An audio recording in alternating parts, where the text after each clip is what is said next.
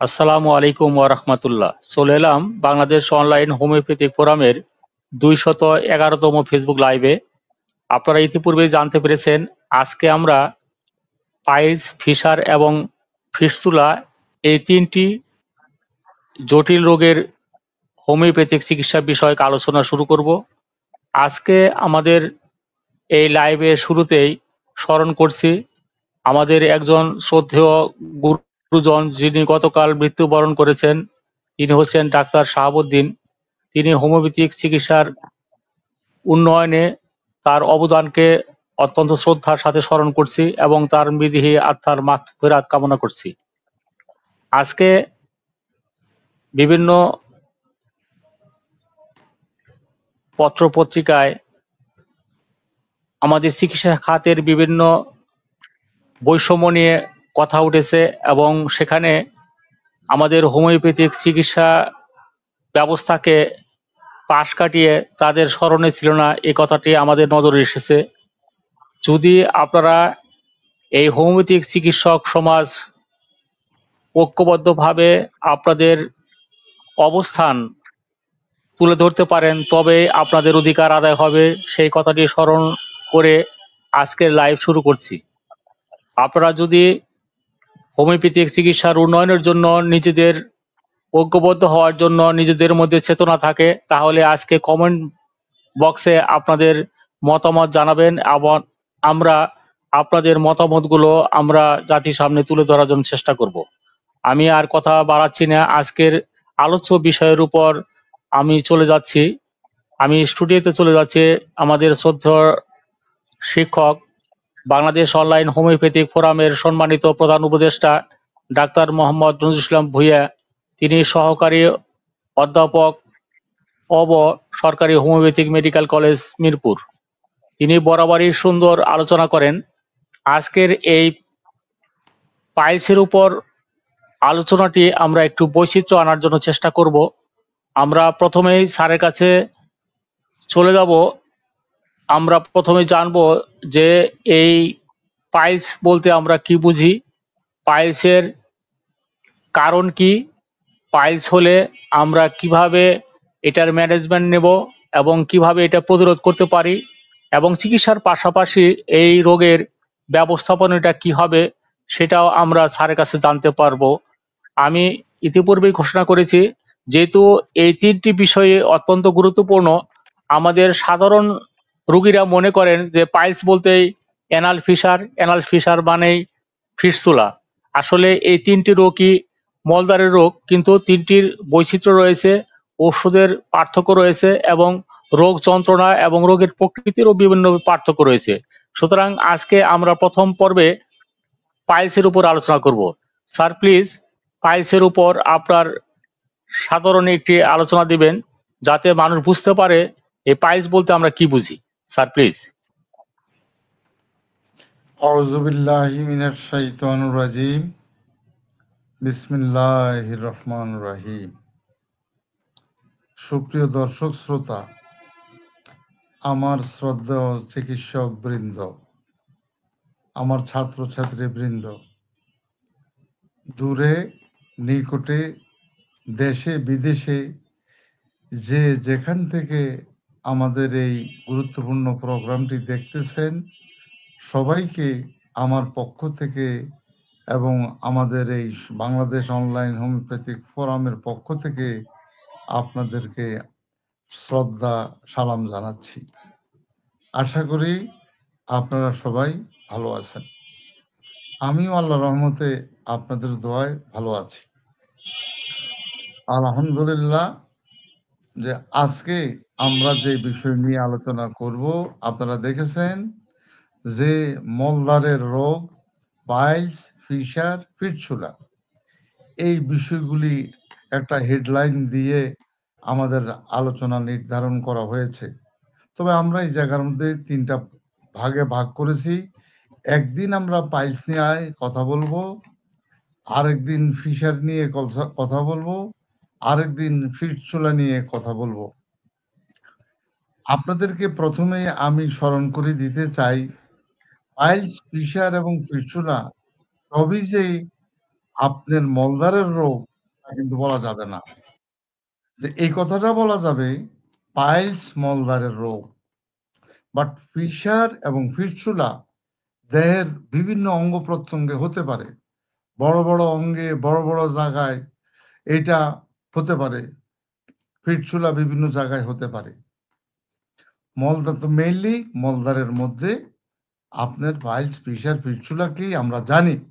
তবে আমাদের এই তিনটা রোগ ভিত্তিক আলোচনার উপর ভিত্তি করে আমরা বুঝবো যে এই রোগগুলি কেমন এই পরিস্থিতিতে। এখন আমাদের শ্রদ্ধা সভাপতি সাহেব তিনি আমাকে প্রশ্ন করেছেন যে পাইলস বলতে আমরা কি বুঝি, সাধারণ চিকিৎসকরা কি বুঝেন এবং সাধারণ জনগণ কি বুঝেন। যথার্থই আপনি আমাকে প্রশ্ন করেছেন, আপনাকে ধন্যবাদ। এখন একদম খাঁটি বাংলায় যদি আমি বলি তাহলে বাংলায় বলে অশ্বরোগ। আমাদের গ্রামীণ ভাষায় গ্রামের লোকজন, শহরের লোকজন ম্যাক্সিমাম লোক বুঝে অশ্ব। আবার সভ্যতার বিকাশের কারণে অনেকেই আবার বুঝে পাইলস। কিন্তু সুধী এবং শিক্ষিত সমাজ তারা পাইলসকে আরেকটা নামে অভিহিত করেছেন, সেটা হলো হেমোরয়েডস। হেমোরয়েডস তাহলে বাংলা নাম হলো অশ্ব, ইংরেজিতে আপনার পাইলস এবং মেডিকেল টার্মে বলা হয় হেমোরয়েডস। তাহলে ইট ইজ ক্রিস্টাল ক্লিয়ার যে এটা আমার পায়ুপথের রোগ। তাহলে পায়ুপথটার আরম্ভ কোত্থেকে এবং শেষ কোত্থেকে? আমাদের যে বৃহদন্ত্র আছে এটাকে আমরা বলি লার্জ ইন্টেস্টাইন। লার্জ ইন্টেস্টাইন এটা এলিমেন্টারি ট্র্যাক্টের একটা অংশ। লার্জ ইন্টেস্টাইনের লাস্ট পার্ট থেকে আমার গুহ্যদ্বার বা পায়ু পর্যন্ত এই পথের অস্বস্তিকর অবস্থায় রোগের সৃষ্টি হলে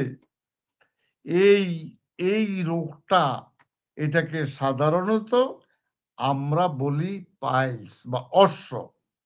তবে আপনাকে আরেকটু ভাবে যদি আমি ব্যাখ্যা করি তাহলে আপনি বুঝবেন আমাদের মলদ্বারের ভিতরে কি আছে। ভিতরে আছে রক্তনালী। রক্তনালীর মাধ্যমে রক্ত প্রবাহ হয়। রক্ত প্রবাহ হইয়া আমার মলদ্বারকে সতেজ রাখে, জীবিত রাখে, উজ্জীবিত রাখে। তাহলে এই মলদ্বারের মধ্যে কি আছে? শিরা আছে, উপশিরা আছে, ভেইন আছে। এইবার দেখেন এবং আপনার আর্টারিও আছে। তাহলে আমি শুধু আপনাদেরকে একটু দেখাই, যেমন এই আমার এই ঠোঁটের মধ্যে এই দেখেন কতগুলি হাজার হাজার নালী আছে, রক্ত নালী। এগুলাকে বলা হয় ক্যাপিলারিজ। তাহলে এই যে ছোট ছোট যত নালী, আপনি যদি হাতের মধ্যে একটু আঘাত দেন আপনার এই জায়গা থেকে রক্ত বের হয়ে যাবে। ঠিক তেমনি ভাবে আমার এই ছোট ছোট রক্তনালী এগুলা শিরা, উপশিরা কোনো কারণে যদি স্ফীত হয় বা প্রসারিত হয়ে যদি কোনো বিপরীত অবস্থা সৃষ্টি করে, অর্থাৎ স্বাভাবিকের অস্বাভাবিকতার নামই হলো রোগ।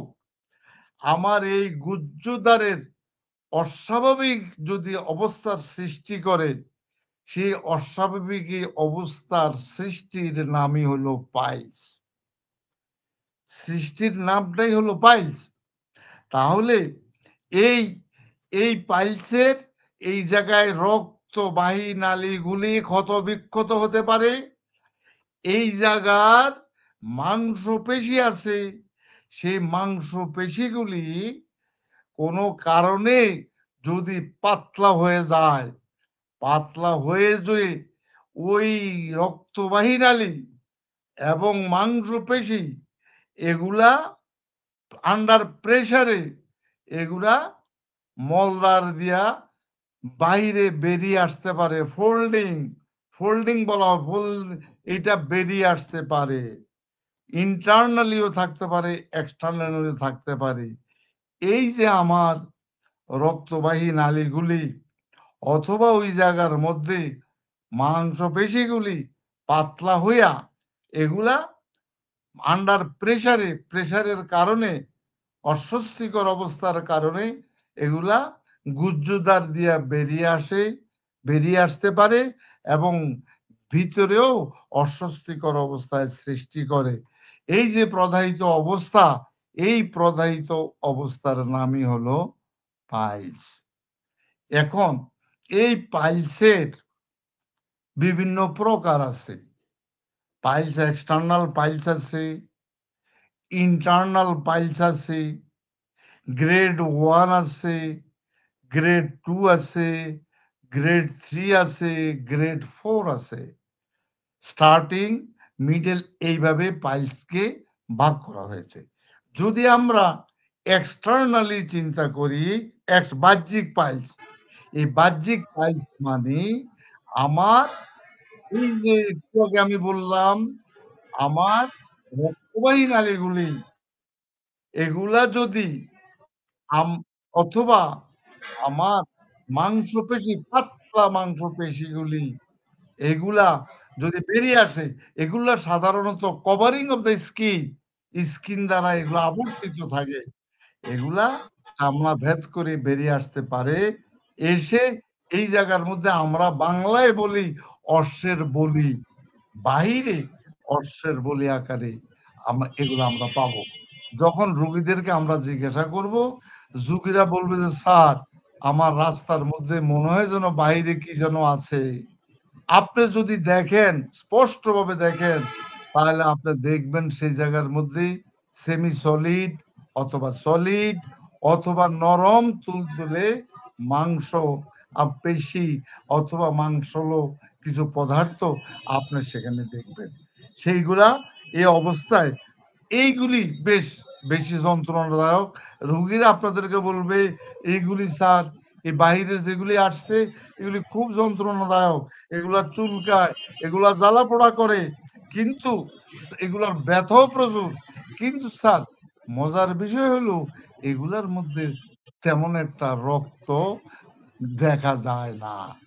এগুলা এইভাবে আমার বাহ্যিক পাইলসটা আত্মপ্রকাশ করে। এটাকে আবার আরেকটা ভাষা বলে ব্লাইন্ড পাইলস। এখন আসেন ইন্টারনাল পাইলস। ইন্টারনাল পাইলসের মধ্যে সাধারণত ইন্টারনাল পাইলসের যা এক্সটার্নালি বলছি এগুলিও থাকতে পারে, তার সাথে থাকবে ব্লিডিং, তার সাথে থাকতে পারে আলসারেশন, তারপরে বার্নিং থাকতে পারে, আলসার থাকতে পারে, ইত্যাদি থাকতে পারে। এই হলো এক্সটার্নাল, ইন্টারনাল এই পাইলস। এই হলো পাইলসের বিষয়টা।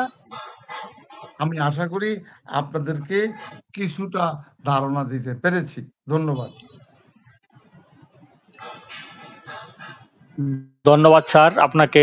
আপনি পাইলস সম্বন্ধে আমাদের যে ধারণা দিয়েছেন অল্পতে আমরা বুঝতে পেরেছি যে পাইলস বলতে আমরা কি বুঝি এবং অন্যান্য রোগ থেকে পাইলসকে কিভাবে পৃথক করা যাবে সেটাও আমরা বুঝতে পেরেছি। আমরা এই পর্যায়ে স্যার আপনার কাছে বরাবরের মতোই এই রোগটির ঔষধ নির্বাচনের যে কৌশল অবলম্বন করে আপনি আমাদের কাছে একটি রোগীর চিত্র অর্থাৎ একটি ওষুধের চিত্র তুলে ধরেন, সেভাবেই স্যার আজকের এই আলোচনা শুরু করবেন, যাতে আমরা গুরুত্বপূর্ণ কতগুলো ওষুধের চিত্র আমরা রোগী নির্বাচনের ক্ষেত্রে আমরা জানতে পারি, সেইটার দিকে স্যার একটু আমাদেরকে দৃষ্টিপাত করবেন স্যার। এবং আমরা বুঝতে পারবো এর পাশাপাশি যে এই রোগীগুলোর পাশাপাশি কি ম্যানেজমেন্ট হওয়া দরকার এবং এই রোগীদের ক্ষেত্রে কি কি আমরা কৌশল অবলম্বন করলে আমরা এই রোগ থেকে মুক্তি পারবো, সেগুলোও স্যার আপনার এই আলোচনায় উঠে আসবে ইনশাআল্লাহ। ধন্যবাদ। তবে আপনার ওষুধ নির্বাচনের কৌশল হিসাবে আমাকে একটু চলে যেতে হয় অর্গাননের কিছু সূত্রের দিকে, আমাকে আলোকপাত করতে হয়। আমরা হোমিওপ্যাথিক চিকিৎসক, অর্গাননটা হলো আমাদের ট্রিটমেন্ট গাইডলাইন্স। এই অর্গানন অফ মেডিসিন বইটার সূত্রগুলিকে মাথায় নিয়ে তারপরে আমার চিকিৎসা। এখন আমাকে অ্যাফোরিজম নাম্বার 1-এ, এর আগে বহুবার আমি আপনাদেরকে বলেছি, অ্যাফোরিজম নাম্বার 1-কে আপনারা স্মরণ করবেন, অ্যাফোরিজম নাম্বার 2-কে আপনারা স্মরণ করবেন, অ্যাফোরিজম নাম্বার 3-তে আপনারা আপনাদেরকে জানতে হবে যে এই রোগের ক্ষেত্রে কোনো অবস্টাকেল টু কিউর আছে কিনা। এরপরে আপনি অ্যাফোরিজম নাম্বার 5-এ চলে যেতে হবে, কজ অফ দ্য ডিজিজ। যে আপনার এই পাইলসের বিষয়ে আলোচনা করতে গেলে আমাদেরকে আরেকটু ওষুধ নির্বাচনের কৌশল হিসেবে আমাকে আলোচনা করতে হবে কজ অফ দ্য ডিজিজ। যেহেতু আমরা ওষুধ নির্বাচনের ক্ষেত্রে আমরা লোকেশন, কজেশন, সেন্সেশন, কনকমিটেন্স, মডালিটিস, এই বিষয়গুলিকে আমরা প্রাধান্য দেব। সেই ক্ষেত্রে আমরা এই বিষয়গুলি আমরা যদি একটু আলোচনা করি তাহলে আমরা বুঝতে পারবো। একটু পরে আপনার ম্যানেজমেন্ট নিয়ে আমি কথা বলবো। এখন আসেন, একজন সাধারণ রোগী বা একজন সাধারণ মানুষ তারা বলবে, স্যার কিভাবে এই পাইলস রোগটার সৃষ্টি। এটা যদিও আমার চিকিৎসক বন্ধুরা জানেন, তারপরও জানার কোনো শেষ নাই, শিখারও কোনো শেষ নাই। আমার আলোচনার মাধ্যমে আমিও কিছু শিখলাম, আপনাদেরকেও কিছু আলোকপাত করলাম, জ্ঞান বিনিময় করলাম। কারণ আমাদের হোমিওপ্যাথিক বিষয়টা এরকম, এটা একদম মৃত্যু পর্যন্ত আমাদেরকে পড়তে হবে। এই কারণে পাইলস সাধারণত কি কি কারণে হয়, আপনি দেখবেন রোগীরা আপনার কাছে এসে বলবে বা আপনি প্রশ্ন করবেন, সবচেয়ে বেশি প্রথম সেটা হলো পায়খানার গন্ডগোল। কারণ দীর্ঘদিন যাবৎ কনস্টিপেশন, কোষ্ঠকাঠিন্য, অর্থাৎ অনেক কষ্টে মল ত্যাগ এবং পায়খানা শক্ত, সলিড, সেমি সলিড, হার্ড স্টুল, এগুলা যখন মলদ্বার দিয়ে বের হয়ে আসে তখন ওই মলদ্বারের চারিদিকে যে ক্যাপিলারিজ গুলি আছে সেই ক্যাপিলারিজের মধ্যে আঘাতপ্রাপ্ত হয়ে সেই আঘাতের কারণে সেই জায়গা থেকে ব্লিডিং হইতে পারে। তাহলে আপনার এই মলটা লার্জ ইন্টেস্টাইন থেকে আপনার বায়ুপথ পর্যন্ত এই পথের মধ্যে যে কোনো জায়গায় সে ক্যাপিলারিজকে আঘাত করে আসতে পারে। তাহলে লার্জ ইন্টেস্টাইন থেকে রক্তের প্রবাহ আপনার একদম বায়ুপথ পর্যন্ত আসবে। তাহলে কনস্ট্যান্ট আমার কনস্ট্যান্ট কনস্টিপেশন, দীর্ঘমেয়াদী কোষ্ঠকাঠিন্য, এটা প্রথম কোষ্ঠকাঠিন্য। 2 নম্বর হলে ডিজিজ কনসেপ্টে অনেকগুলি রোগের কারণে হইতে পারে। অনেকগুলি রোগের মধ্যে যেমন মনে করেন লিভার ডিজিজের কারণে হইতে পারে, ইন্টেস্টাইনাল ডিজিজের কারণে হইতে পারে, স্টোমাক ডিসঅর্ডারের কাজে হইতে পারে, অথবা আপনি পায়খানা করতেছেন, আপনি এক্সেসিভ স্ট্রেইনিং মানে কি কোতানি, কোদ দেওয়া, আপনি পায়খানা হচ্ছে না, সেই পায়খানা হওয়ার জন্য আপনি চাপ প্রয়োগ করতেছেন। এই যে কনস্টিপেশনের পরে চাপ প্রয়োগ করি পায়খানাটাকে আপনাকে বের করতেছেন, এটাকে বলা হয় এক্সেসিভ স্ট্রেইনিং, এই কারণে হইতে পারে। অথবা mechanically expelled out to evacuate, পায়খানাকে বের করার জন্য মেকানিক্যালি আমরা কি করি, হাত দিয়ে আমরা মলদ্বারের ভিতরে হাত ঢুকাই, আঙ্গুল ঢুকাইয়া পায়খানাটাকে বের করি। এই বের করতে করতে এক পর্যায়ে ওই হাতের ঘর্ষণে ওই ক্যাপিলারিজ গুলি কি হয়, ওই ক্যাপিলারিজকে আহত করার কারণে সেগুলো ইনফ্লামেশন হয়। এবং সেই জায়গা থেকে রক্ত প্রবাহিত হতে পারে। তারপরে আপনার খাবার দাবারের মধ্যে অজীর্ণ খাবার, অতিরিক্ত গুরুভাগ খাবার, মশলা জাতীয় খাবার, অনিয়ন্ত্রিত খাবার, এই খাবারগুলি আপনাকে যে খাবারগুলি খেতে বলেছে সেগুলো না খেয়ে ন্যাচারাল ফুডগুলি না খাইয়া আর্টিফিশিয়াল ফুড খাবেন। আর্টিফিশিয়াল খাবারের কারণে আপনার এইগুলি হইতে পারে।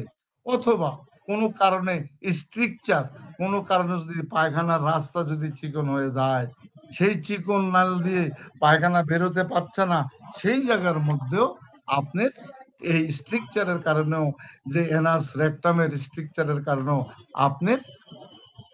আপনার পাইলস হতে পারে। অথবা আমাদের সো কল্ড যে যৌনকামী কিছু তথাকথিত পুরুষ আছেন, যে পুরুষগুলি পায়ুপথ দিয়ে তারা কি করে, তাদের যৌন কার্য করে। এই যে যৌন কার্য করার কারণে সেই জায়গার মধ্যে তারা ওই জায়গাটাকে আহত করে। এই পায়ক পথের ইন্টারকোর্সের কারণে সেই জায়গার মধ্যে এটা আহত হয়, এবং ওই পায়ু পথের ইন্টারকোর্সের কারণে ওই জায়গার মধ্যে সাইকোসিস, সিফিলিস সৃষ্টি হয়ে যেতে পারে। অথবা আপনার পায়ুপথের ওই জায়গার মধ্যে যদি কোনো শরীর ডায়াথেসিস বা যদি কোনো স্কিন ডিজিজ সৃষ্টি হইতে হয়, স্কিন ডিজিজের কারণেও ওই জায়গার মধ্যে আমার এই পায়ু পথে স্কিন ডিজিজের কারণেও আমার পাইলস হতে পারে।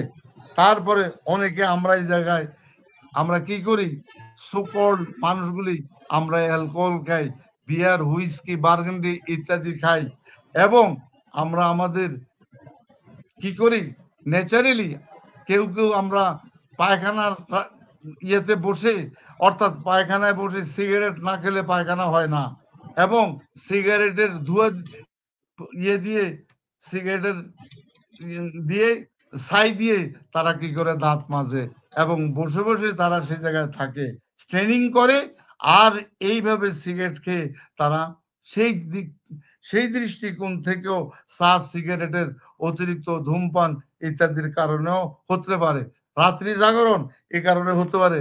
এবং আমরা অনেকেই জানি না যে আঁশযুক্ত খাবার, আঁশবিহীন খাবার, সাধারণত এগুলো আমাদেরকে জানতে হবে। আঁশবিহীন খাবার যদি খাই, সেই ক্ষেত্রেও আমার এই পাইলস সৃষ্টি হতে পারে। এখানে যদি আপনি অর্গানিক ভাবে চিন্তা করেন, এনলার্জমেন্ট অফ প্রোস্টেট বড় হওয়ার কারণেও আপনার এই পাইলস হতে পারে।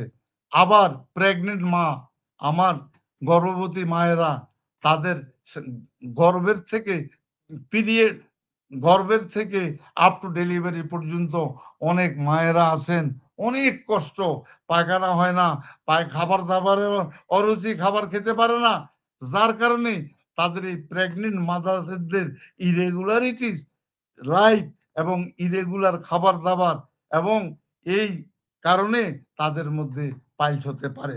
আবার মায়েরা যদি, বাচ্চা যখন ডেলিভারি হয়, ডেলিভারির সময় আপনারা জানেন না, প্রসব বেদনা যদি আমরা পুরুষ মানুষরা বুঝতাম, তাহলে পৃথিবীতে কোনো পুরুষ কোনো মহিলার গায়ে হাত তুলতো না।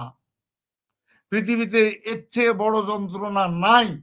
আমার দেহ, আপনার দেহ মায়ের একটা ছোট ছিদ্র দিয়ে বেরিয়ে আসছে।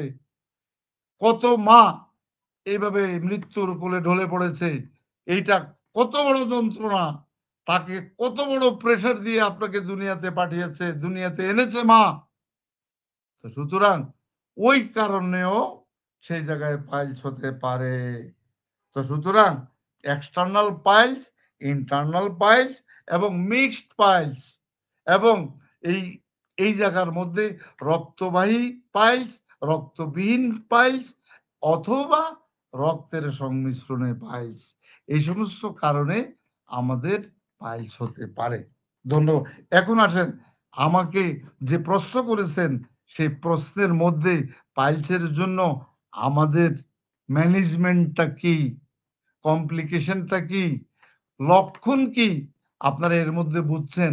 ন্যাচারালি ব্যথা বেদনা জ্বালা পোড়া, মলদ্বারের মধ্যে ব্যথা বেদনা জ্বালা পোড়া, রক্তের উচ্ছ্বাস, রক্ত প্রবাহ, এভরিথিং আমরা পাবো।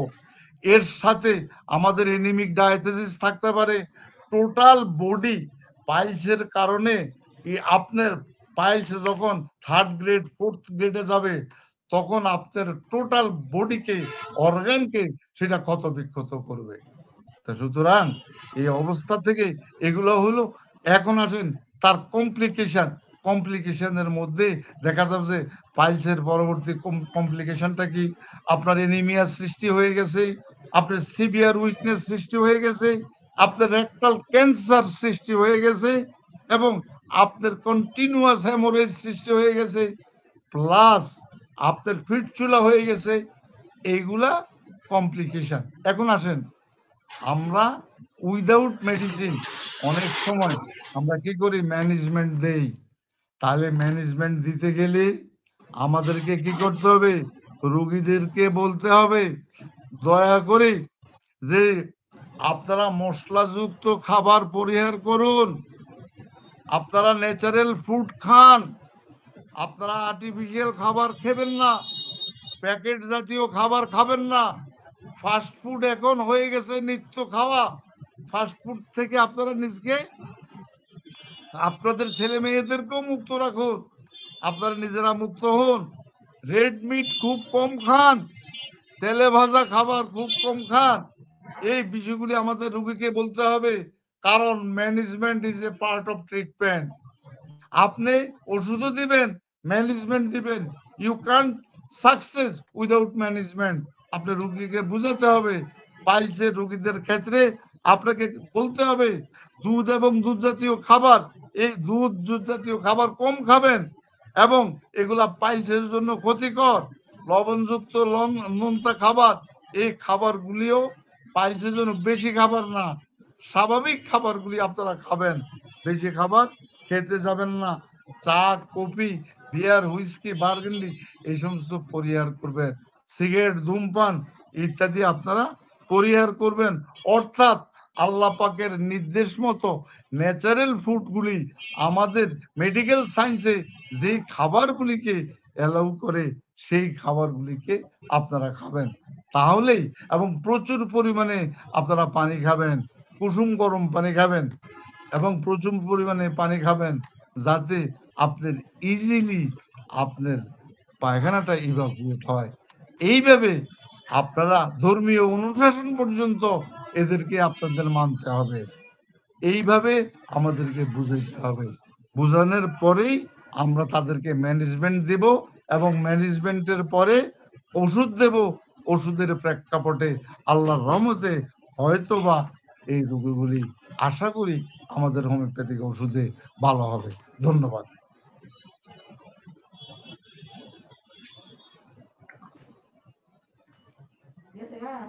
ধন্যবাদ স্যার। আপনি স্যার ম্যানেজমেন্ট পর্যন্ত যথেষ্ট সুন্দর আলোচনা করেছেন। আমরা এই পর্যায়ে স্যার আমরা ঔষধ নির্বাচনের দিকে আমরা নজর দেব। স্যার আপনি একটি রোগী চিত্র কিংবা আপনার ওষুধ চিত্র উপস্থাপন করবেন। আমাদের দর্শকদের মাঝখান থেকে আমরা জানতে চেষ্টা করব যে এই রোগী চিত্র বা ওষুধ চিত্র কোন ওষুধের চিত্র, সেটা আমরা জানার চেষ্টা করব। Sir please. প্লিজ। ধন্যবাদ। ঠিক 1 মিনিট পরেই আমি রোগী চিত্র আপনাদের সামনে প্রেজেন্ট করব। অনেকের হয়তো মনের মধ্যে থাকবে, স্যার আমাদের সাধারণত পাইলসের ক্ষেত্রে কি কি ওষুধ আসতে পারে। আমি in general grade 1, grade 2, grade 3, grade 4 সব মিলেয়া আমি আপনাদেরকে একটা ওষুধের লিস্ট দিতে চাই। আপনারা এই ওষুধের লিস্টটা, এর বাইরেও ওষুধ আসতে পারে, তবে ইন জেনারেলি আমরা সাধারণত আপনারা সবাই জানি, তারপরও আজকে আবার নতুন করে জানতে চেষ্টা করি। যেমন এসকিউলাস হিপ, এলো, হেমামেলিস, কলিনসোনিয়া, millefolium, nux vomica, ratanhia, thuja, causticum, capsicum, sulphur, paeonia off, arsenic album, acid sulph, nitric acid, acid mur, phosphorus, pulsatilla, anacardium, arnica montana, calendula, lachesis, sepia, তা ignatia, natrum mur, kali carb, calcarea carb, silicea, conium, medorrhinum, ruta, etcetera. এই ওষুধগুলি আমাদের পাইলসের ক্ষেত্রে আমরা সাধারণত চিন্তা করব, তবে এর বাহিরেও লক্ষণ ভিত্তিক যা আছে সেগুলা আসতে পারে।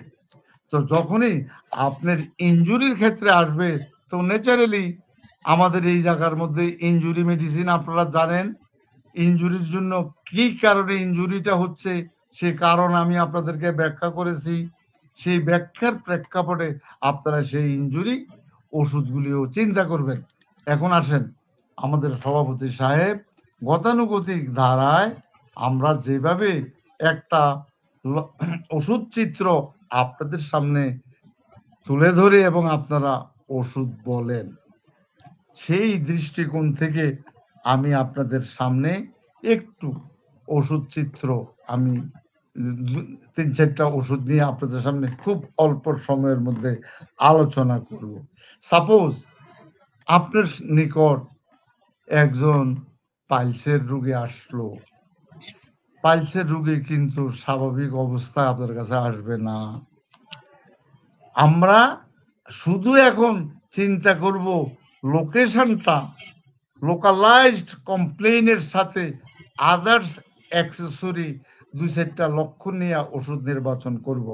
যেমন এই যে রুগীটা যেটা আপনার সামনে আসছে, এসেই দেখলেন সিভিয়ার উইকনেস, এনিমিক ডায়াথেসিস, প্রচন্ড দুর্বল। স্যার আমি শরীর অনেক দুর্বল, আমি স্যার কথা বলতে কষ্ট হয়। এই যে বলল তার কথা বলতে কষ্ট হয়, অথচ আপনার সামনে দেখলেন অত্যন্ত অস্থির প্রকৃতির, তার মধ্যে একটা রেস্টলেসনেস ভাব, অস্থির। আপনার টেবিলের মধ্যে সে আপনার জিনিসপত্র নিয়ে নাড়াচাড়া করবে, অথবা আপনার নিকট থেকে সে একবার জানালার দিকে তাকাবে, একবার দরজার দিকে তাকাবে, একবার আপনার টেবিল চেয়ারের দিকে তাকাবে, আপনার দিকে তাকাবে, আপনাকেও অস্থির করে তুলবে। এর মধ্যে আপনাকে বারবার বলবে, স্যার আমার এই কি রোগ হয়েছে স্যার, এর থেকে কি আমি বাঁচবো স্যার?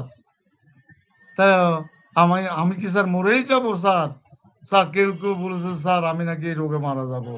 তার মানে তার মধ্যে একটা ফিয়ার অফ ডেথ। আর বারবার শুধু কেবল তার হাত তার পায়খানা রাস্তার দিকে নিতেছে। বাবা তোমার কি হয়েছে, এটা কেন? স্যার প্রচুর চুলকানি, প্রচুর জ্বালা স্যার, আগুনের মতো জ্বালা, প্রচুর জ্বালা। এই জ্বালার প্রেক্ষাপটে হয়তো বা আপনাকে বলবে, স্যার আপনার কাছে কি পানি আছে স্যার, আমি একটু পানি খাবো স্যার, একটু পানি দেন। আপনি কি করলেন? তাড়াতাড়ি আপনার পানিটা তাকে দিলেন। এগুলো হলো আর্ট অফ টেকনিক। আপনি পানি দিলেন, তার পিপাসা প্রচুর, অথচ পানি খাইলো সে অল্প একটু। অল্প একটু খাওয়ার পরে আমি পানির বোতলটা তার থেকে নিতে চাইলাম, না স্যার, না স্যার, আমার পিপাসা আবার লাগবে। আপনার সামনেই সে আধা ঘন্টার মধ্যে আপনার সামনেই সে 10-12 বার সে পানি খাইতেছে। তার মানে বারে বারে অল্প পানি পরিমাণ। আর কি আশ্চর্য! এখন আপনি কিন্তু অস্থির হলে চলবে না। আপনি দেখবেন সে আপনার সামনে বমি করা শুরু করে দিয়েছে। পানি খাইতেছে, ওয়াক করে বমি করতেছে, অথবা ভমিটিং ভাব, তার প্রচুর পরিমাণে বমি ভাব, এগুলো আপনি দেখলেন। তারপরে এই তোমার জ্বালা বড়টা কোথায়? স্যার আমার পায়খানা রাস্তায় জ্বালা, শরীরে জ্বালা, সকল জায়গায় আমার জ্বালা। আচ্ছা ঠিক আছে। আর স্যার খুব গন্ধ স্যার, আমার যে পায়খানা হয় পায়খানার সাথে রক্ত যায় স্যার, কি বলবো, রক্তের দিকে তাকালে রেগুলার রক্ত যায়। তার মানে তার ব্ল্যাক কি রক্ত, কি রকম রক্ত, পাশে যারা আসছে ব্ল্যাকিশ কালার, তার প্রচুর পরিমাণে রক্ত এবং দুর্গন্ধযুক্ত রক্ত, এবং ওই জায়গার মধ্যে তার একটা এটাকে কি এক্সকোরিয়েটিং, যেই জায়গার মধ্যে তার ব্লাড যায় তার আশেপাশে ক্ষতের সৃষ্টি করে ফেলে, ক্ষতকর। এই যে পাইলসের যন্ত্রণা, এই যন্ত্রণা আপনি শুধু তার অ্যাগ্রাভেশন। আচ্ছা তুমি বলো তো দেখি, কিভাবে তোমার এই যন্ত্রণাটা কি সবসময় একই রকম, নাকি যন্ত্রণাটা? স্যার আমার এই যন্ত্রণাটা স্যার আপনার এই জায়গা থেকে বাইর হওয়ার পরে আমি বাসা পর্যন্ত যেতে পারবো না, পথে পথে আমার আরো বেশি যন্ত্রণা করবে। এবং আচ্ছা ঠিক আছে, কেমনে তোমার ভালো হয়? তো স্যার আমি বাড়িতে গিয়ে আমি আমার গরম পানির গামলা আছে, এই গামলার মধ্যে আমি বসে যাই, আমার মা বা আমার আত্মীয় স্বজন আমাকে বসাইয়া দেয়, গরম সেক দিলে আমার কাছে ভালো লাগে। তাহলে এই আমরা ৫-১০টা লক্ষণের মধ্যে আমাদের কাছে এই রক্তস্রাবী এই পাইলসের ক্ষেত্রে কি ওষুধ আসতে পারে? প্লিজ একটু কাইন্ডলি কি বলবেন? শেখ মাইমুনা জাবিদ, এই জুবায়ের বিন খালিল, আর্সেনিক অ্যালবাম, ধন্যবাদ। Nuruzzaman Khan, arsenic album, Asim Das, arsenic album, Shamsun Nahar, arsenic album, চমৎকার। শিবরানী দেবী আম্মাজানে কি বললেন? Arsenic album. হিতাংশু বাবজান কি বললেন? Arsenic album. Dipak Roy, arsenic album. বাহ, আর্সেনিকের বাইরে দীপঙ্কর সাহা, আর্সেনিক অ্যালবাম। তাড়াতাড়ি বলেন, তাড়াতাড়ি। অন্তত 5টা ওষুধ। স্যার মলদার দিয়ে মুখোচার আসার কারণ কি? রুগী যখন হাঁটে বসে থাকে। আচ্ছা, ফখরুল ইসলাম, আচ্ছা খায়রুল ইসলাম, আর্সেনিক কি? আসসালামু আলাইকুম। ওয়ালাইকুম আসসালাম। আচ্ছা এইবার আর কেউ কিছু বলবেন? কেউ কিছু বলবেন? এখন আমরা, হ্যাঁ, মাস্ট অ্যাভয়েড এসিড ফুড। ঠিক আছে, আপনি বলেছেন, খুবই সুন্দর। Nuruzzaman Khan, arsenic album, arsenic. Fakhrul Islam, arsenic album. চমৎকার। Doctor Abdur Rahim, arsenic album. Alamgir Kabir, সাইম্যাক্স। Nux, then arsenic album. Raj Ali Sheikh from India, nux, then arsenic album. আচ্ছা ঠিক আছে বাবা, এরপরে আচ্ছা এখন এই যে আজকের এই আলোচনার মধ্যে দেখা গেল যে আপনারা 99% আর্সেনিক অ্যালবাম আপনারা বলেছেন। আপনাদের কাছে আমি অনুরোধ জানাচ্ছি, আপনারা রোগীর ক্ষেত্রেও এইভাবে আপনারা সিমটমসগুলিকে আপনারা নাটকীয় ভঙ্গিতে আমাদের হোমিওপ্যাথিক ওষুধগুলিকে আপনারা আবিষ্কার করবেন। সিমটোমেটিক কনসেপশনে আপনারা ওষুধ আবিষ্কার করুন। Yes, the medicine is arsenic album. হ্যাঁ, আর্সেনিক অ্যালবাম দিয়ে।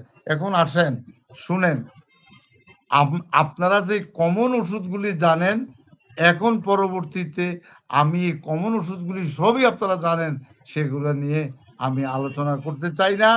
আমি দু একটা আনকমন ওষুধ নিয়ে আপনাদেরকে ধারণা দিতে চাই। কারণ আপনারা সবাই জানেন এসকিউলাসিড, কলিনসুলিয়া, হেমামেলিস, মেলিফোলিয়াম, নাক্সভূমিকা, এই সমস্ত আপনারা সব জানেন। বেলেডোনা, এগুলো আপনারা জানেন। অ্যাকোনাইট, সবই আপনারা জানেন। তারপরেও আমরা একটু পিকুলিয়ার ওষুধের দিকে যেতে চাই, যে আমিও একটু শিখতে চাই, আপনাদেরকেও একটু ধারণা দিতে চাই। এখন মনে করেন আপনার কাছে একটা রোগী আসলো, তো আপনার যখন পাইলসের রোগী, পাইলসের যত লক্ষণ আমি বলেছি, এই লক্ষণগুলির কম বেশি নিয়ে আসবে। কিন্তু এই রোগী এসে বলল, স্যার আমার ঘন ঘন মলত্যাগ, নিষ্ফল মলত্যাগ, আমার প্রচুর পরিমাণে আধা ঘন্টা পর পর আমাকে পায়খানার ব্যাগ হয়, আর ব্যাগের জন্য মল ত্যাগ করতে যাই, কিন্তু যখনই যাই মল আর বের হয় না, পায়খানা বের হয় না। তার মানে নিষ্ফল, ব্যর্থ চেষ্টা, no result.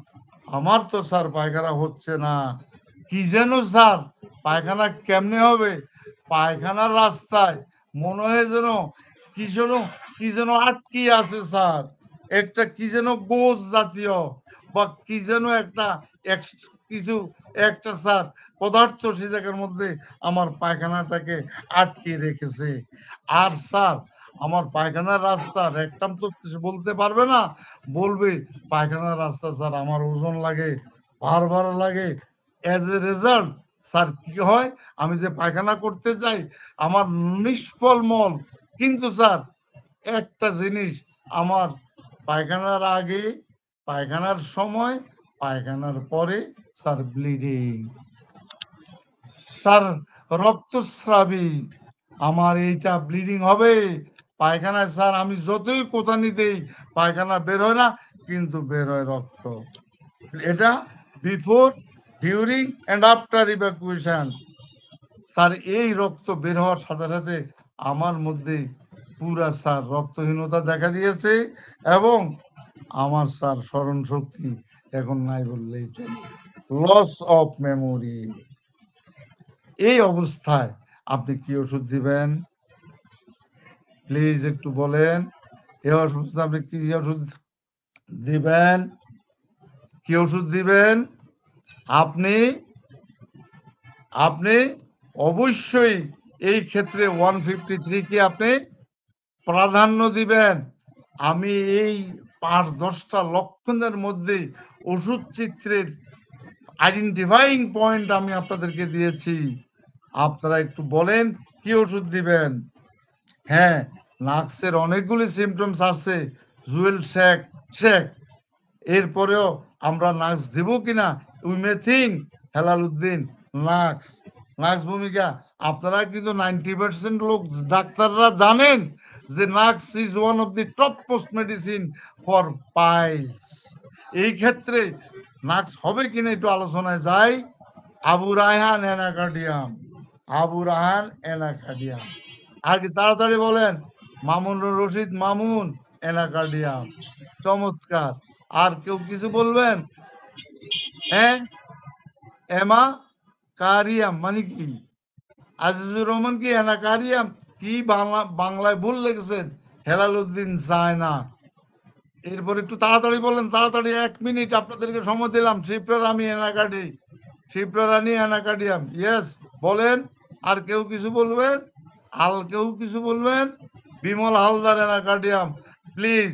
Doctor Bimal Haldar anacardium, চমৎকার। প্রভাষক doctor Zahurul Islam anacardium, Helaluddin anacardium. এবার বলেন আর কেউ কিছু বলবেন?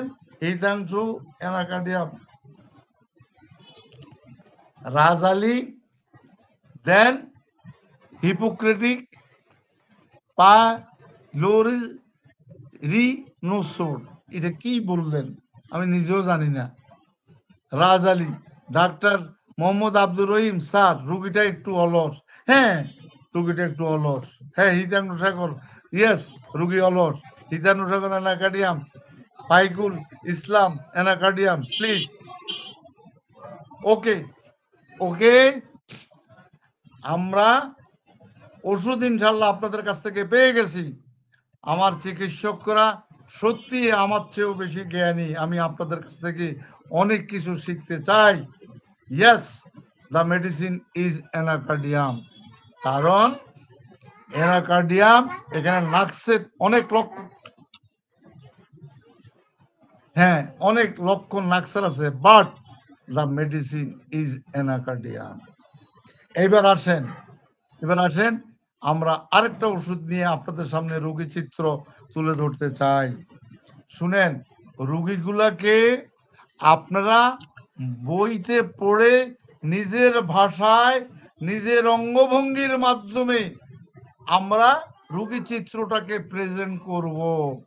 সেই ক্ষেত্রে কারণ প্যাথোলজিক্যাল কনসেপশনে আমাদের কোনো ওষুধ নাই, আমরা হোমিওপ্যাথিক কনসেপশনে, হোমিওপ্যাথিক দার্শনিক চিন্তা চেতনায় আমরা ওষুধ নির্বাচন করব।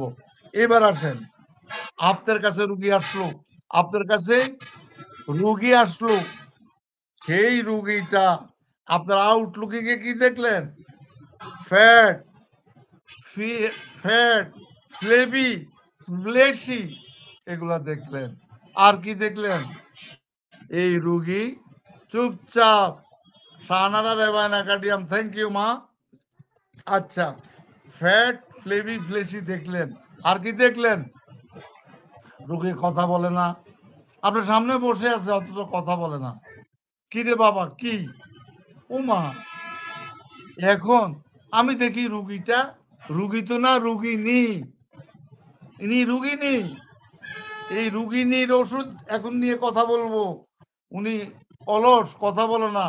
এই কথার মধ্যে আপনি বুঝবেন আসলে কি অলস না লাজুকতার জন্য অলস?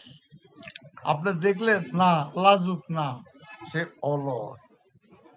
আর তার অলস, এই অলসের ক্ষেত্রে আপনি তার অ্যাটেন্ডেন্ট, তার যারা আছে তাদেরকে জিজ্ঞাসা করলেন, তাকে জিজ্ঞাসা করলেন, স্যার সকল ক্ষেত্রে সে অলস। তার জীবনযাত্রা, জীবন প্রণালী সবকিছুতে অলস, কাজে কর্মে অলস, লেখাপড়ায় অলস এবং সংসার বাসে অলস, সকল ক্ষেত্রে অলস। তাহলে এই রোগীর ক্ষেত্রে ফ্যাট, ফ্লেবি, ফ্লেশি, তারপরে পেলাম তার অলসতা। এইবার আসেন, তার কষ্টটা কি? কষ্টটা কি? আপনি বলেন, আম্মাজান আপনার কষ্ট কি? স্যার কষ্টটা হলো স্যার, আমার প্রচন্ড ব্লাড যায়, আমার জ্বালা পোড়া, আমার চুলকানি, এগুলি স্যার আমার আজকে দীর্ঘ 5 বছর যাব। তাহলে এই 5 বছর যাবৎ স্যার অনেক ওষুধ খেয়েছি, রেজাল্ট জিরো। আচ্ছা, এবার আর কি কষ্ট বলেন? স্যার আমার এই যে কষ্ট, এই কষ্টের সাথে স্যার আমার প্রচুর পরিমাণে মাসিক স্রাব স্যার আমার বন্ধ হয় না, একটানা স্যার 15-20 দিন আমার মাসিক স্রাব চলে। দেখেন না স্যার, আমি ফ্যাট, ফ্লেভি, ফ্লেশি হলে কি হবে? আমার শরীর দুর্বল, আমার শরীরের মধ্যে কোনো রক্ত নাই। এইবার এখন আসেন, স্যার মলের ব্যাগ, কিন্তু মলের ব্যাগ দিতে না দিতে অশ্বের বলি বেরিয়ে আসে, অর্থাৎ প্রলাপসেস অফ দ্য রেকটাম, রেকটাম থেকে বললো যে স্যার বেরিয়ে আসে, আর আমি হাত দিয়ে ভিতরে ঢুকাইয়া দিই। এখন এইবার আমি মল ব্যাগ থাকুক চাই না থাকুক, যখনই আমি বসবো তখনই দেখা যাচ্ছে আমার হাতের মধ্যে এক্সটার্নাল গ্রোথ, আমি এক্সটার্নালি এগুলা পাচ্ছি, তার পাচ্ছি প্রলাপসেস অফ দ্য রেকটাম, এগুলি আমি পাচ্ছি। এবং স্যার এগুলো স্যার প্রচন্ড জ্বালা পোড়া হয়। তারপরে আমার প্রচন্ড স্যার কনস্টিপেশন আজকে দীর্ঘদিন যাবৎ। এখন আপনি শুধু তাকে একটু জিজ্ঞাসা করেন, আচ্ছা মা, আপনার আপনার যে আপনার শরীরের মধ্যে আপনার গরম বেশি না শীত বেশি, এগুলা ডাইরেক্টলি প্রশ্ন না করে আপনি একটু ইনডাইরেক্টলি প্রশ্ন করবেন, যে কাতরতাটাকে কনফার্ম করার জন্য। ঠিক এই রোগীর ক্ষেত্রেও আমরা টেকনিক অ্যাপ্লাই করেছি কাতরতার ক্ষেত্রে। কাতরতার ক্ষেত্রে সে বলল, ইয়েস স্যার আমি শীতকাতর, এবং শীতকালে স্যার ঘন ঘন আমার সর্দি, ঘন ঘন সর্দি, সর্দি, এবং একটু স্যার চারপাশে যদি বৃষ্টি বাদল হয় সেই জায়গার মধ্যে আমি ঠান্ডায় আক্রান্ত হয়ে যাই, সর্দিতে আক্রান্ত হয়ে যায়। স্যার জানেন আমার আরেকটা রোগ আছে। কি মা আপনার কি রোগ? স্যার আমার বুক ধড়ফড় ধড়ফড় করে, এই তাদের ভাষায় বলে বুক ধড়ফড় ধড়ফড় ধড়ফড় করে। তারপরে আমি বললাম কোথায়? স্যার আমার বুকের বাম দিকে স্যার, আমি চেপে ধরি, ধড়ফড় ধড়ফড় করে। আজকে 4-5 বছর পর্যন্ত আমার এই বুক ধড়ফড় করতে থাকে স্যার। তার মানে ডাক্তাররা বলেছে স্যার আমার নাকি হৃৎপিণ্ডের কষ্ট, আমার নাকি হার্টের সমস্যা। আমার স্যার এই হার্টের সমস্যা আজকে 5-6 বছর ডাক্তারের কথায় ডাক্তারের কাছে যাই, আর আমার এই হার্টের ওষুধ দেয়, আমি খাই, তার সাথে স্যার আমার শ্বাসকষ্ট। তার মানে হার্টের কষ্ট, শ্বাসকষ্ট এগুলি আছে। আর কি দেখলেন? এটা শ্লেষ্মা প্রবণ, তার মানে শীতকাতর রোগী, প্রচুর পরিমাণে সর্দি, ঘন সর্দি, শীতকাতর। স্যার মাসিকের সময় একটা পিকুলিয়ারিটি আপনি দেখবেন, সে বলবে মাসিকের সময় স্যার, মাসিক যত বেশি হয় তার সাথে হয় ডায়রিয়া, আর নয় ডিসেন্ট্রি, একটা থাকবেই স্যার। আমার তরল পায়খানা থাকবে অথবা ডিসেন্ট্রি থাকবে। এবং স্যার এই মাসিকটা আমার কষ্টকর ঋতুস্রাব। আর এত কিছু, সে যখন আপনার জায়গায় অলস প্রকৃতির, আর কি দেখলেন? আপনার সাথে কথা বলতে বলতে এরকম তন্দ্রাচ্ছন্ন ভাব, সে তন্দ্রাচ্ছন্ন ভাব, এইটাও কিন্তু আপনার একটা সিমটমস ইন্ডিকেট করে, তন্দ্রাচ্ছন্ন ভাব। তার মানে তার সকল ক্ষেত্রেও, সেই বাসা বাড়িতেও এরকম কাজকর্ম করতে যায়, খাওয়া দাওয়া করতে যায়, সেখানেও তার ভিতরে একটা তন্দ্রাচ্ছন্ন ভাব, জীবাণু ভাব, অলস প্রকৃতি। এই প্রেক্ষাপটে আপনি কি ওষুধ দিবেন একটু প্লিজ একটু বলবেন। আমি তো অনেকগুলি সিমটমস আপনাদেরকে দিয়েছি, এখন কি বলবেন আপনারা? কে বললেন? মামুনুর রশিদ মামুন। আপনি বললেন ক্যালকেরিয়া খার। আর কে কি বলবেন বলেন তো দেখি? হিতাংশু শেখর হালদার। হিতাংশু শেখর হালদার ক্যালকেরিয়া কার? ক্যালকার। দীপঙ্কর সাহা ক্যালকার। একটু বলেন ক্যালকার। ক্যালকার। ব্লুমিয়া অডোরেটা কি? নিউ বাংলাদেশ হোমিও হল। ব্লুমিয়া অডোরেটা, হ্যাঁ। এবার বলেন কি? টল থিন ইমাসিয়েটেড, নো। টল থিন ইমাসিয়েটেড নয়, ফ্যাট ফ্লেমি ফ্লেশি। আচ্ছা, ডাক্তার আব্দুর রহিম স্যার, রোগীর অতিরিক্ত গ্যাস? নো, নো, কোনো গ্যাসের তার কোনো সমস্যা নাই। তার শুধু এই রোগের সাথে সম্পৃক্ত হার্ট ডিজিজ, শ্বাসকষ্ট, এগুলো এই রোগের সাথে সম্পৃক্ত। এবং কাতরতার থেকে শীত কাতর, মাসিকের সময় তার ডায়রিয়া হয়, ডিসেন্ট্রি হয়, দীর্ঘ সময় ধরে তার মাসিক চলে, এবং তার মধ্যে জীবাণু ভাব, এবং তার প্রচুর পরিমাণে রক্তস্রাব, দুর্বল সে, এবং আর এনিমিক ডায়াথেসিস। হ্যাঁ, কি দিলেন? বিমল হালদার ক্যালকেরিয়া কার। এবার বলেন বলেন প্লিজ, ভুল হইতে পারে, আবু রায়হান ক্যালকেরিয়া কার। এবার আসেন, আর কেউ কিছু বলবেন? আমি বুঝছি আপনারা ক্যালকেরিয়ার বাইরে যাবেন না। আমার আম্মাজান কি বললেন? ক্যালকেরিয়া কার, ক্যালকেরিয়া কার। হ্যাঁ, আপনারা আমার প্রথম আওয়াজে, রুগীর চেহারায় আপনারা ক্যালকেরিয়া কার, কিন্তু ক্যালকেরিয়া কার্ভের মতো মোটা সোটা, তারপরে যে সর্দি প্রবণ, আর কি কোনো ওষুধ ম্যাট্রিমেটিকে নাই? আর কি কোনো ওষুধ নাই? তবে আজকের পাইলসের ক্ষেত্রে এই 3 নম্বর ওষুধ আলোচনার ক্ষেত্রে আপনারা যে আমাকে ক্যালকেরিয়া কার্ভের কথা বললেন, দুই একটা লক্ষণ যে ক্যালকেরিয়া কার্ভের নাই তা নয়, কিন্তু আমার শ্রদ্ধেয় চিকিৎসক বৃন্দ, আপনাদের সাথে আমি একমত হতে পারলাম না। আমি একমত হতে পারলাম না। আমি আপনাদেরকে বলছি, আমি আমার আলোচনায় একটু নতুনত্ব আনতে চাই, নতুন কিছু ওষুধ আমরা আবিষ্কার করতে চাই অশ্বের ক্ষেত্রে। সেই নতুন ওষুধটার নাম, আজকে আপনারা যাবেন, আপনারা ক্যান দেখবেন, বোরিক দেখবেন, দ্য মেডিসিন ইজ এমন কার। দ্য মেডিসিন ইজ এমন কার। সুতরাং আমরা এখন, আপনারা, আমি জানি পাইলসের ক্ষেত্রে আমরা অনেক সময় ফেল মারি, চিকিৎসা করতে গিয়ে আমরা ফেলিওর হয়ে যাই, কারণ আমরা যে কমন কিছু ওষুধ আছে, যেমন দেখবেন আপনারা আমাদের যে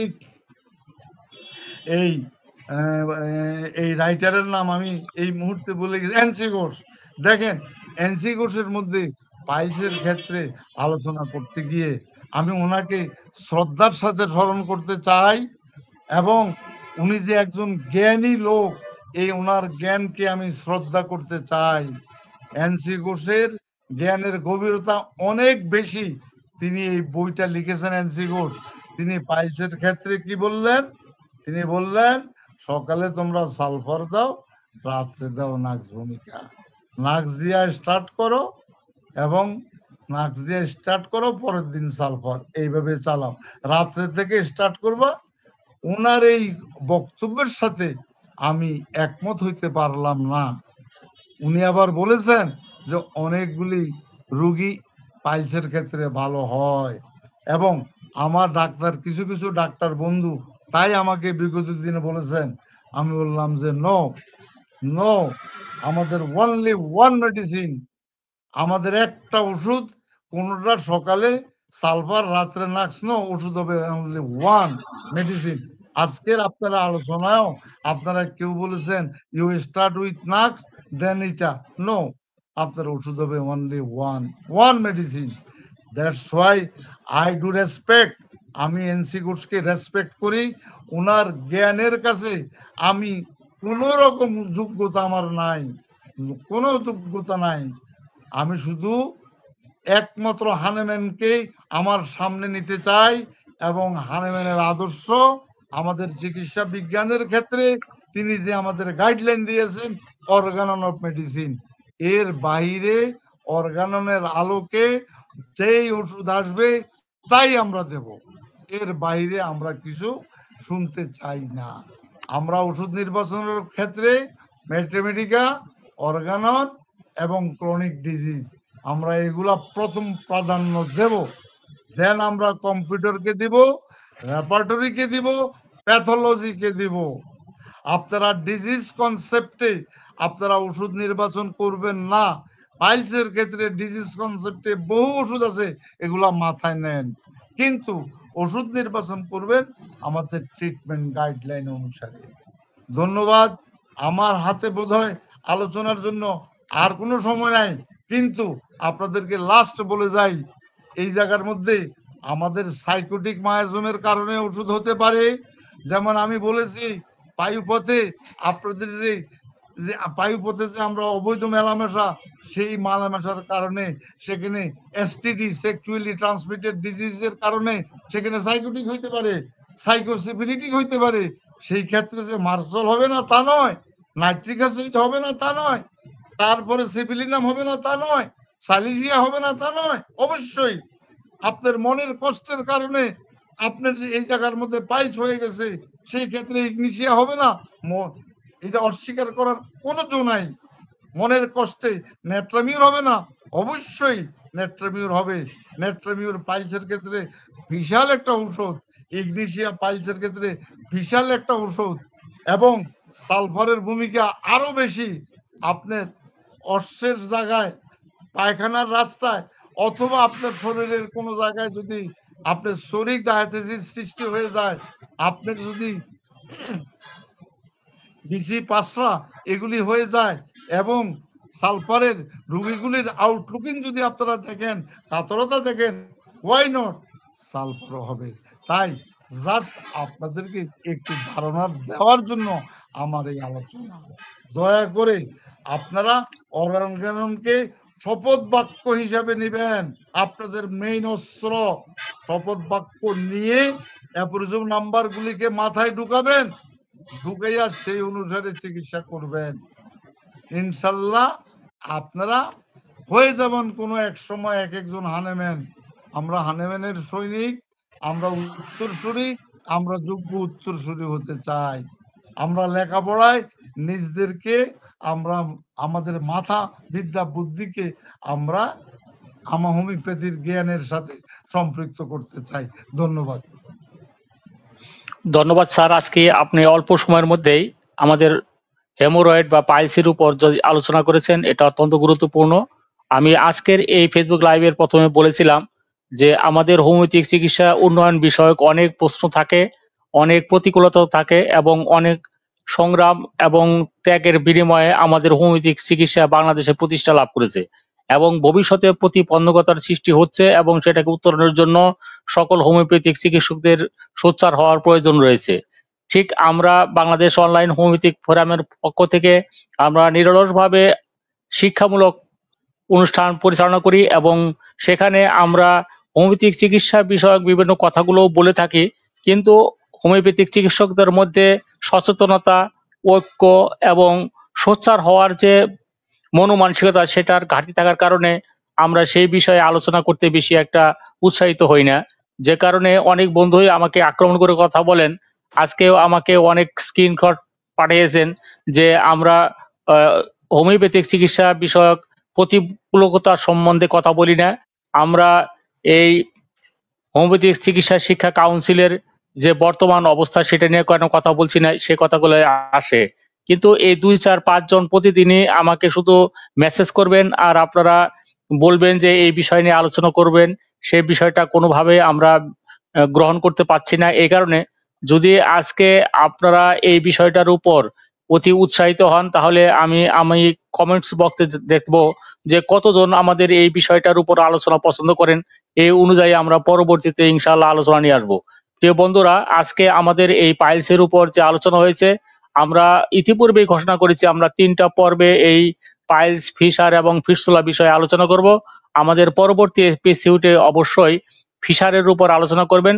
আমাদের শ্রদ্ধেয় স্যার যে ভঙ্গিতে ঔষধ নির্বাচনের কৌশল নিয়ে আপনাদের সম্মুখে হাজির হন, এক একটা ঔষধের চিত্র আপনাদের সম্মুখে যেভাবে উপস্থাপন করেন সেটা আমাদের স্মৃতিপটে এমনভাবে গেঁথে থাকে যে আমাদের সম্মুখে কোনো রুগী আসলে এই ঔষধ চিত্রটা আমাদের স্মৃতিপটে ভেসে ওঠে। আর এটাই আমাদের লক্ষ্য যে একজন চিকিৎসক যদি আমাদের এই স্যারের আলোচনায় একটি রুগীকে আদর্শ আরোগ্য দিতে পারেন তাহলে আমাদের এই শ্রম সার্থক। আমরা আজকের এই গভীর রাত্রিতে আপনারা যারা আমাদের এই ফেসবুক লাইভে অংশগ্রহণ করে সহযোগিতা করেছেন সকলকে ধন্যবাদ জানিয়ে আজকের ফেসবুক লাইভ এখানে শেষ করছি। স্যার কিছু বলবেন? হ্যাঁ, কিছু বলবো। জি স্যার বলেন। আমার শ্রদ্ধেয় চিকিৎসক বৃন্দ, স্বাভাবিক কারণেই আমাদের লেখাপড়ার বাইরে ওনাদের কিছু প্রশ্ন থাকবেই। আপনারা যদি খেয়াল করেন যে বিগত 3 বছর যাবৎ Bangladesh online homeopathic forum homeopathic চিকিৎসা বিজ্ঞানের উন্নয়নের জন্য বিভিন্নভাবে বিভিন্ন সময়ে বিভিন্ন বক্তব্য দিয়েছে এবং history of BHMS course in Bangladesh এই বিষয়ে আমরা আলোচনা করেছি, আমরা কাউন্সিলের বিষয়ে আলোচনা করেছি, আমরা হোমিওপ্যাথি বোর্ডের বিরুদ্ধে এবং তথাকথিত বিভিন্ন সময়ের চেয়ারম্যান মেম্বার তাদের বিরুদ্ধে ওপেন আমরা আলাপ আলোচনা করেছি এবং কিভাবে যোগ্য কাউন্সিল সৃষ্টি হতে পারে যোগ্য ব্যক্তিদের মাধ্যমে তাও আমরা আলোচনা করেছি।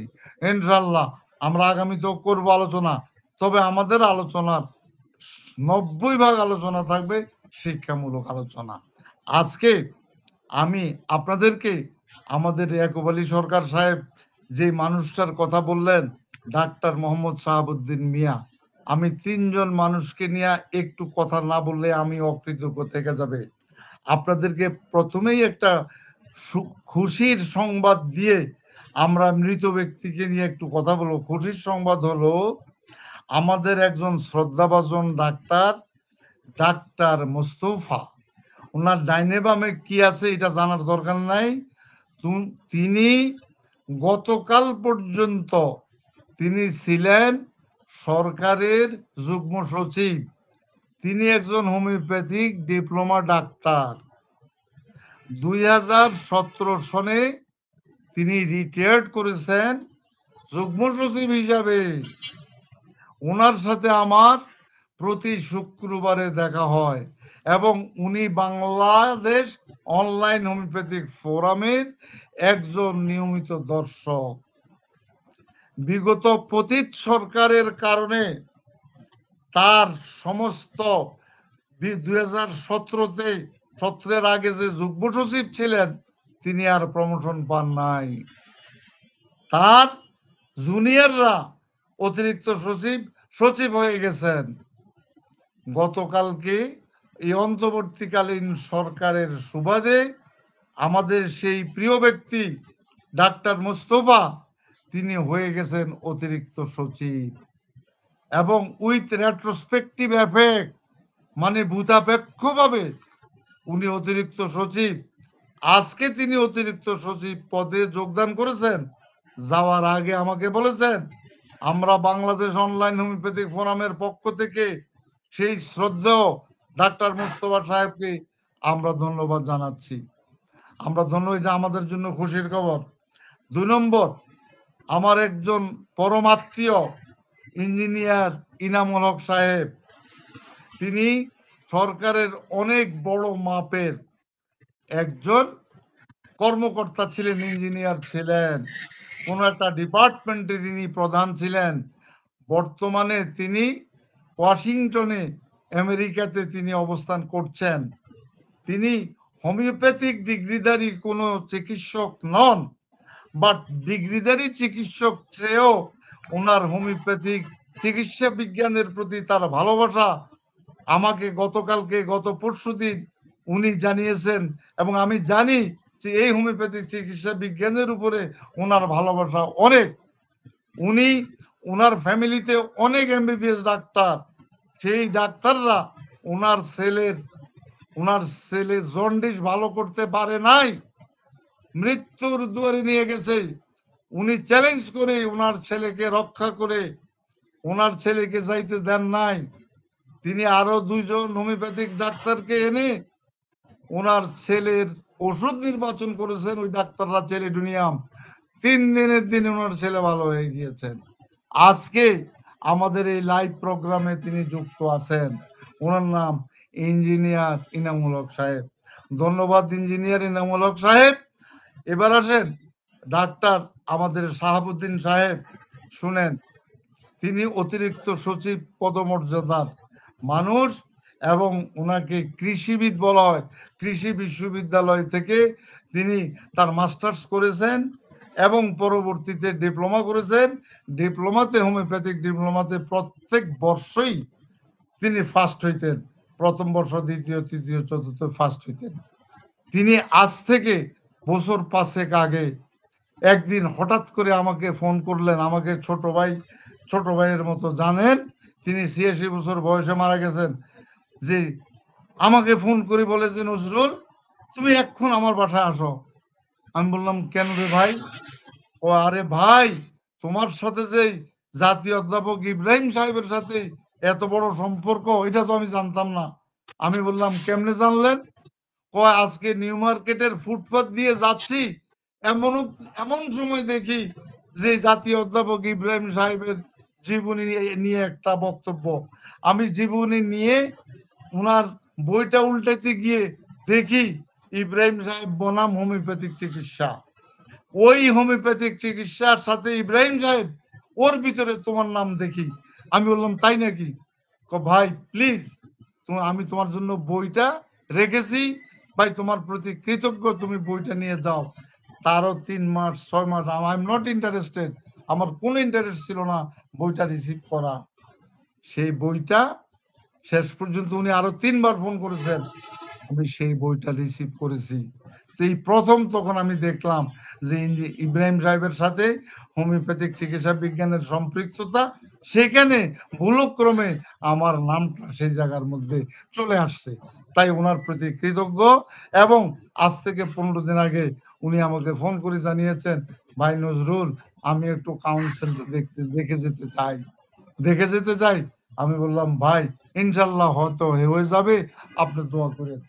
সুতরাং এই মানুষটা এবং হোমিওপ্যাথিক ডিগ্রি আন্দোলনে আমাকে সার্বিক সহযোগিতা করেছেন, বুদ্ধি পরামর্শ দিয়ে। এই 86 বছর বয়সে তিনি ইন্তেকাল করেছেন। তাই আমরা হোমিওপ্যাথিক পরিবারের পক্ষ থেকে ওনার আত্মার শান্তি কামনা করছি।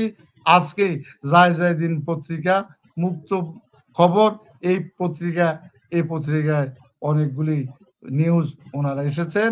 সুতরাং এই মানুষগুলি এই বৃদ্ধের কাতারে আমার উপরে যারা 80 বছর থেকে বৃদ্ধ, তাদের মধ্যে এই সর্বশেষ এই মানুষটা ছিলেন। সেই মানুষটাও চলে গেলেন। এইভাবে প্রতিদিন আমরা ইন্না লিল্লাহ ওয়া ইন্না ইলাইহি রাজিউন সবাই পড়ে যাচ্ছি। সুতরাং আমরা মৃত্যুর আগ পর্যন্ত আমরা হোমিওপ্যাথিক চিকিৎসা বিজ্ঞানের উন্নয়নের সাথে থাকতে চাই, শিক্ষার সাথে থাকতে চাই, জ্ঞানের সাথে থাকতে চাই এবং ভালো চিকিৎসক সৃষ্টির সাথে আমরা জ্ঞান বিনিময় করতে চাই। ধন্যবাদ। আল্লাহ হাফেজ।